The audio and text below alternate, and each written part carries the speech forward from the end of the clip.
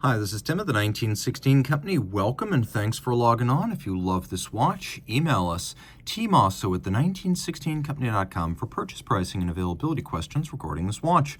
Today, we're discussing something that was launched in an edition of only 10 pieces at the 2017 Grand Exhibition of Patek Philippe in New York City.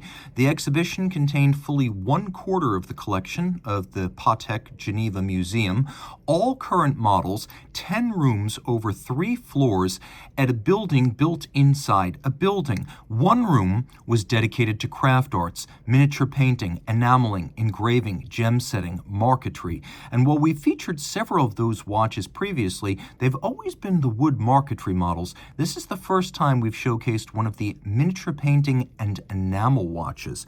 So this is the Calatrava 5089G-067, the New York Jazz, celebrating the musical heritage of New York City. This was a 10-piece edition only available in the US market and only at the show, so it is extremely scarce. The watch, reference 5089, is generally reserved for special craft art applications, which is why you rarely see this Hunter caseback two-hand time-only Calatrava. It's 38.5 millimeters in diameter in white gold, really gray gold. We'll talk about that in a moment. 9.1 millimeters thick and 46 millimeters from lug to lug with a 21 millimeter spacing between the lugs as I measure it. We'll throw it on my wrist, which is 16 centimeters in circumference, but note the strap is still stiff. It hasn't been broken in, so I'm going to have to pull it a little bit tighter, which makes the watch look larger and my wrist look smaller. My wrist is 16 centimeters circumference, flat across the top, and it wears very well.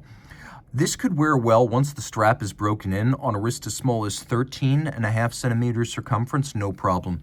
Over the top always exaggerates the width of the watch, mostly disregard that one. And then the cuff shot showing you that this will easily slip beneath the cuff. Although short of aquatic activities, this is the kind of watch that you could and probably should enjoy all the time.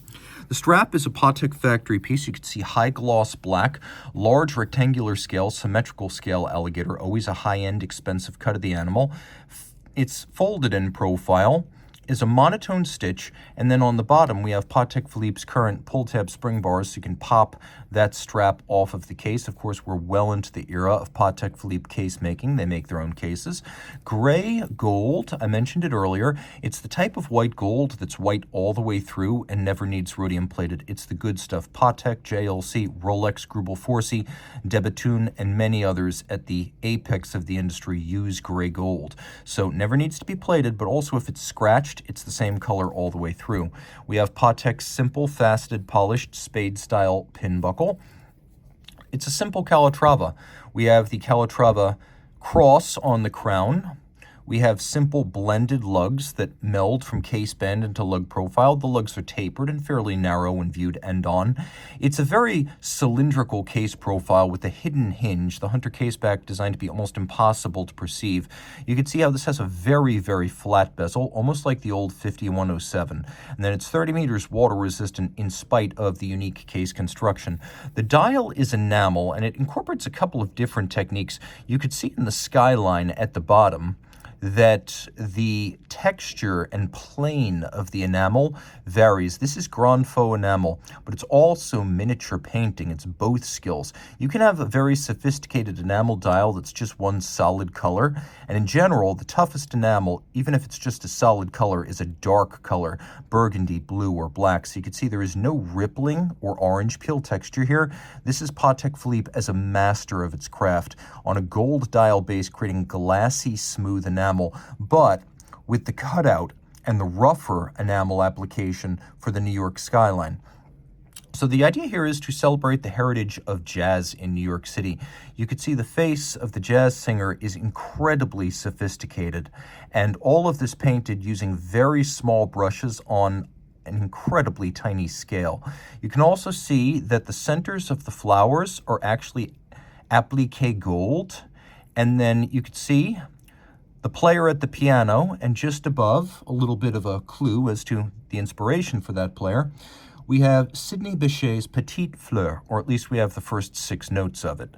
And all of this painted by hand in extraordinary fashion. So though there are 10 of these, in theory, really each one is going to be a piece unique because you can never perfectly replicate miniature painting from piece to piece.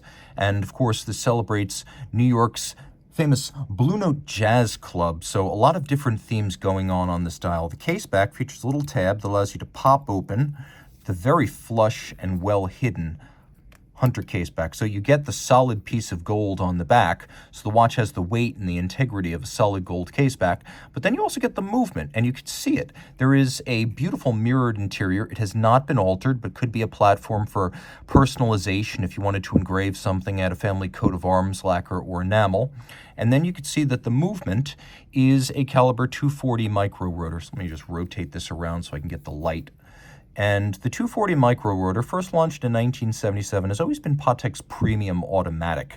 So whereas the center rotors are more common and less expensive, generally you only find the micro rotor in flagship complications and prestige models for which a thin profile is important. The reason for that is that a micro rotor puts the winding system and the rotor in the same plane as the rest of the bridges, so it doesn't add any thickness, even though it adds the luxury of automatic winding. Also, since there's no center rotor and a big overarching winding bridge, you can see everything. It is a 22-karat rotor on ceramic bearings, winding a 48-hour power reserve via a single barrel. It has a beat rate of 3 hertz, so 6 beats per second. It pivots on 27 joules. It has an anti-magnetic silicone hairspring and the Patek Philippe seal, attesting to performance of no worse than -3 + 2 seconds per 24 hours. We also have a Patek Philippe free-sprung Gyromax style balance, which allows for both greater shock resistance and tremendous precision in setting. We have handsome stripes across the bridges as well as the rotor, engine turning perlage on the base plate in 2 different sizes, black polished screw heads with chamfered slots in circumference, locating pegs that help to locate the bridges on the base plate below. Those have been polished on their top. You can see 3 of them right here. And then we have mirrored bevel on the edge of every bridge, which is probably started mechanically but finished with a handheld buffing tool. And then finally, we also have beveling in the sync of each one of the jewel settings, with satination for the wheels and 30-meter water resistance inside all of this. A true work of art. Whether you love jazz, Patek Philippe, craft arts, or the city of New York, it's a great way to keep all of them in mind. Reach out to Team Mosso at the 1916company.com for purchase and pricing details.